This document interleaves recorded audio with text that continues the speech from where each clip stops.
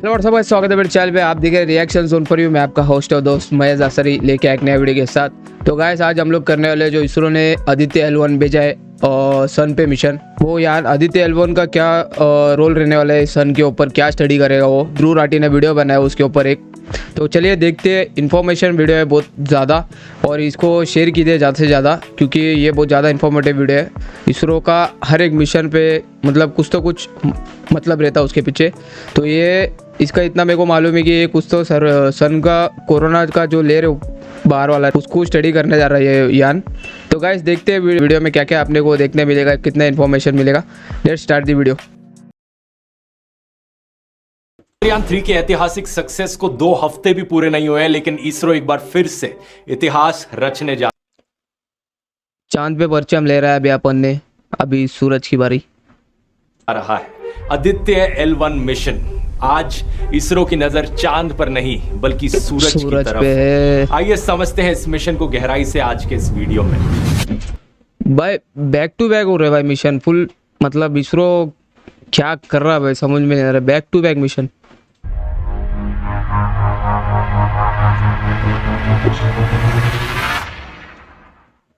Aditya L1 India का पहला mission है जो स्पेसिफिकली सूरज को स्टडी करेगा। लेकिन जैसे चंद्रयान चांद पर लैंड किया था, वैसे आदित्य सूरज पर लैंड नहीं करेगा बल्कि दूर से ही सूरज को जांचेगा।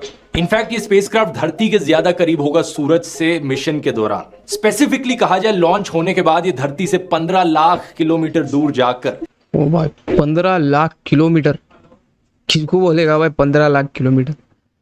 लग्रांज पॉइंट L1 के अराउंड एक हेलो ऑर्बिट में घूमेगा। उस पॉइंट तक पहुंचने में इसे लॉन्च से करीब 4 महीने का समय लगेगा और एक बारी वहां पहुंच गया तो 5 साल तक ये वहीं रहकर सूरज को ऑब्जर्व करेगा। इसलिए सिर्फ एक स्पेसक्राफ्ट नहीं बल्कि एक स्पेस ऑब्जर्वेटरी भी है। अब सबसे पहला सवाल आपके मन में यहां पर आएगा कि आखिर ये लग्रांज पॉइंट क्या होता है।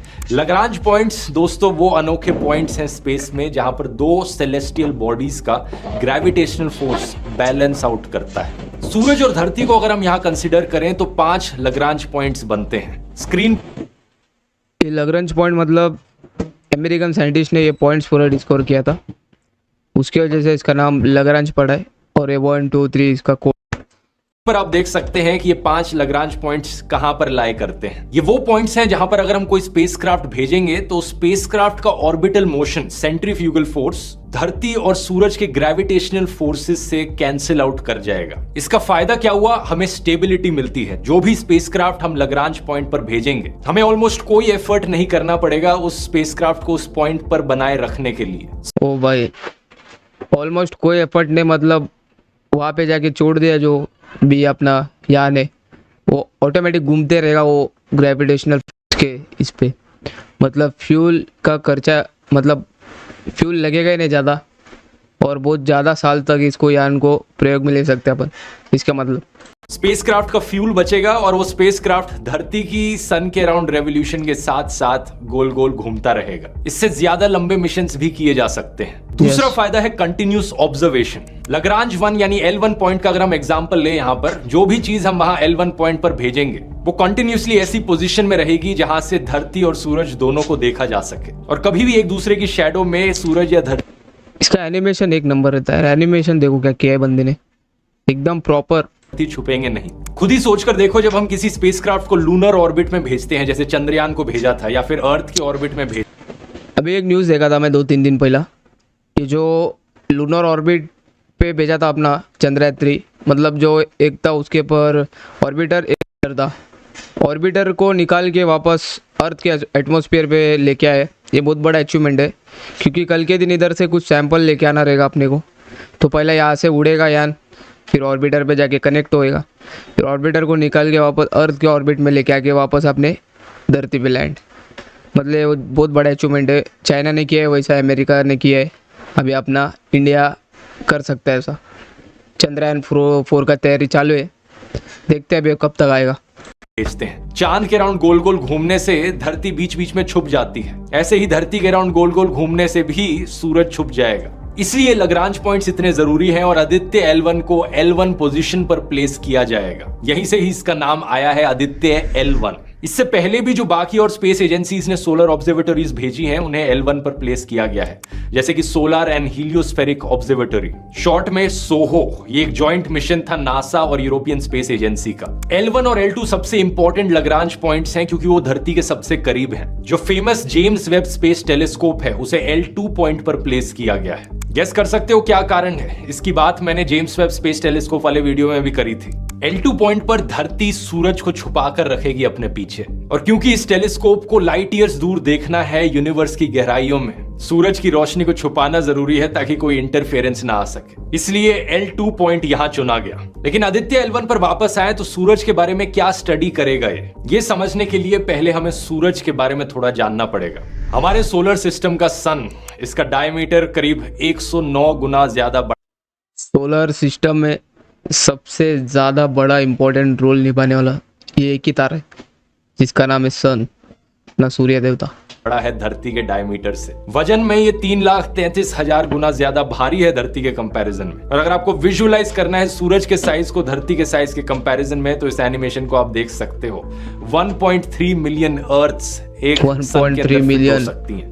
जैसे धरती के अंदर अलग अलग लेयर्स होती हैं, कोर, मैंटल, क्रस्ट, ऐसे ही सन के अंदर भी अलग अलग लेयर्स होती हैं। सबसे अंदर सूरज के भी एक कोर मौजूद है। इस कोर के अंदर न्यूक्लियर फ्यूजन के रिएक्शंस होते हैं, जहां पर हाइड्रोजन और हीलियम गैसेस को एनर्जी में कन्वर्ट किया जाता है। इसी एनर्जी से सनलाइट पैदा होती है और गर्मी निकलती है जो हमें धरती पर भी महसूस होती है। कोर का टेम्परेचर 15 मिलियन डिग्री सेल्सियस तक जा सकता है। इसके एकदम बाहर है रेडिएटिव जोन। 70% सन का रेडियस रेडिएटिव जोन से बनता है। फिर आती है कन्वेक्टिव जोन, अप्रोक्सीमेटली 30% सन का रेडियस। यहाँ एनर्जी ट्रांसफर कन्वेक्शन के थ्रू होता है, इसलिए इसको ये नाम दिया गया है। इसके बाद आता है सन का सरफेस, जिसे हमने नाम दिया है फोटोस्फीयर।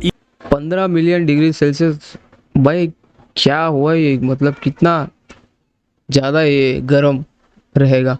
इवन दो हम इसे सरफेस कहते हैं, लेकिन असलियत में सन का कोई वैसा सरफेस नहीं होता जैसे धरती का सरफेस होता है, क्योंकि वहां सिर्फ गर्म गैसेस और प्लाज्मा मौजूद है। तो इसे सूरज की एटमॉस्फेयर की लोएस्ट लेयर भी कहा जाता है। यहाँ पर तापमान काफी हद तक ठंडा हो जाता है, 5500 डिग्री सेल्सियस।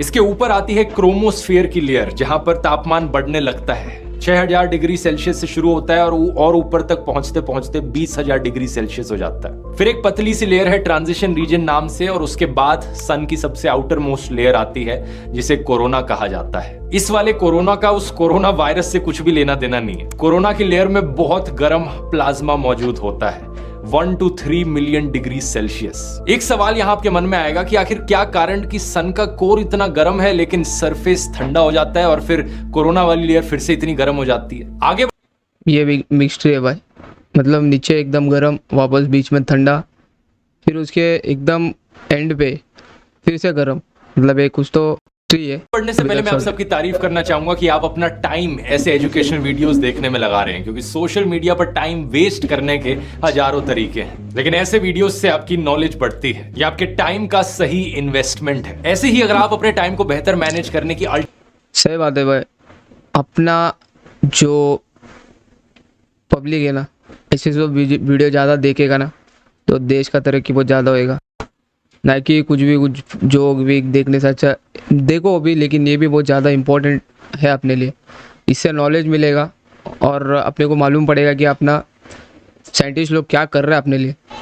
अल्टीमेट टेक्निक्स सीखना चाहते हैं मुझसे तो मेरे टाइम मैनेजमेंट कोर्स को ज्वाइन करके देखिए ध्रुव राठी एकेडमी पर। ये एक बड़ा ही प्रैक्टिकल कोर्स है जिसमें मैं step by step secret techniques सिखाता हूं, जिन्हें मैं अपना सन 42 इस्तेमाल हिस्ट्री है साइंटिस्ट के लिए। हो सकता है आदित्य L1 का स्पेस मिशन यहाँ कुछ राज खोलेगा। साइंटिस्ट ने अपनी आदित्य L1 अगर ये मिस्ट्री को सॉल्व कर दिया तो वर्ल्ड का पहला नंबर 1 अपन रहेगा जो ये सॉल्व कर दिया ये मिस्ट्री को।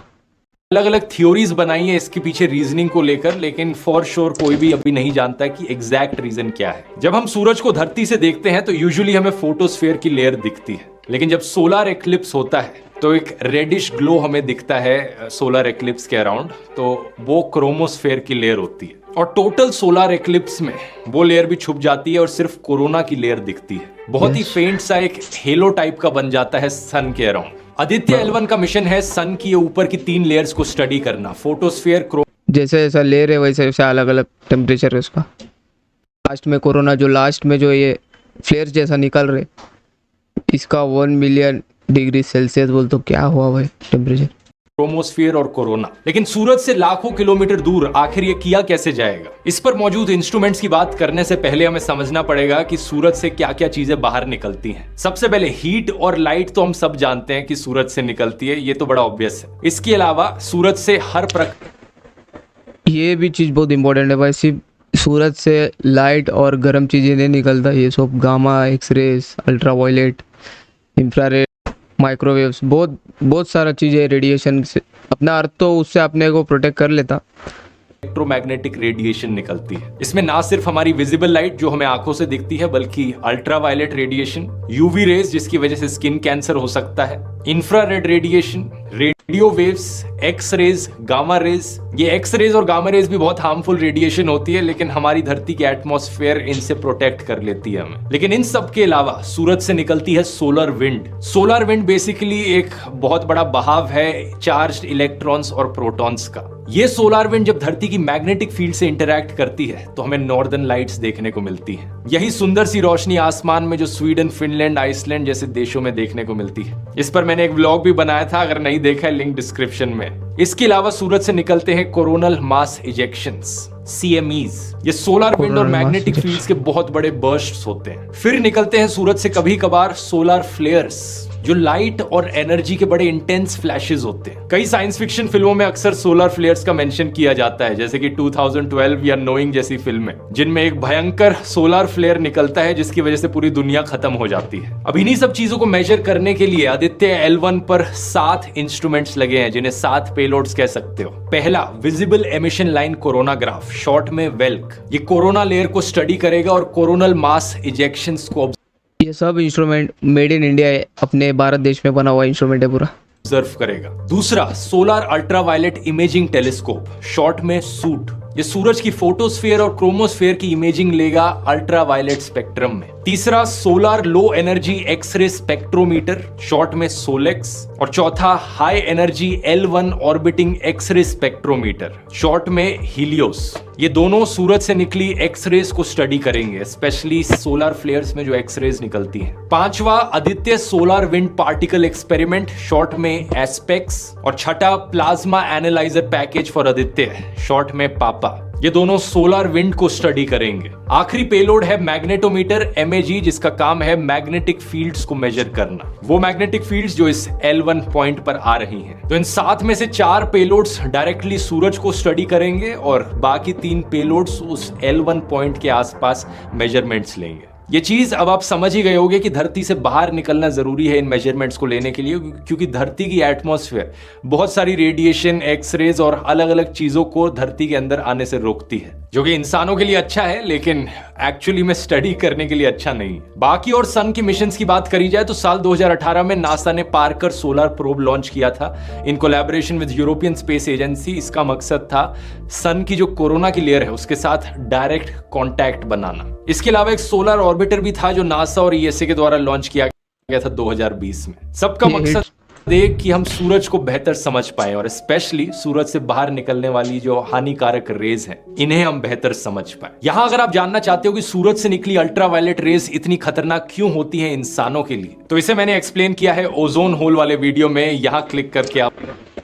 ये जो ओजोन होल का है ना भाई, एक स्टोरी है, मतलब 80s का स्टोरी है शायद से, ये खत्म हो रहा था। इस पे भी अपन बनाते, एक डिटेल रिव्यू करते। ध्रुव इस पे एक वीडियो बनाया इसने, तो ये नेक्स्ट वीडियो में देखते हैं अपन। आप देख सकते हो। बहुत बहुत धन्यवाद।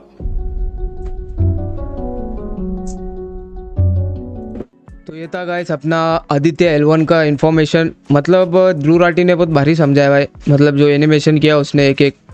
और भाई अपना इसरो जो है ना, एक एक मिशन है ना भाई, बहुत सोच समझ के, मतलब पैसे का भी बजट उनके पास इतना नहीं रहता, फिर भी वो लोग मतलब इतना सोच समझ के मिशन लॉन्च कर देना, मतलब वैल्यूएबल रहता, ऐसा कि नहीं कि सिर्फ स्पेस रेस में आगे दिखने के लिए।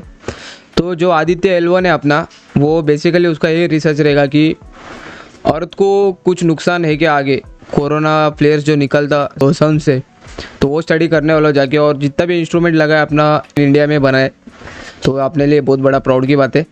तो गाइस देखते हैं, और 2 महीना लगने वाला है उस यान को जाने के लिए सूरज तक।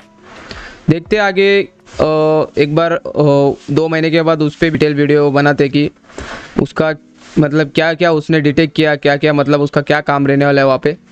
तो गाइस ये बहुत ज़्यादा प्राउड मोमेंट है अपने लिए। इसरो ने अपना एक अलग लेवल पे नाम लेके गए पूरे दुनिया में। तो thank you for ISRO for doing this great job. तो अभी चंद्रयान 3 का भी कुछ सुनने में आया था कि वो मून का एटमॉस्फेयर से निकल के अपना अर्थ का एटमॉस्फेयर पे आए, उस पर भी एक बनाते वीडियो। तो गाइस मिलते हैं अपने अगले वीडियो में, तब तक के लिए जय श्री राम, जय हिंद, जय भारत।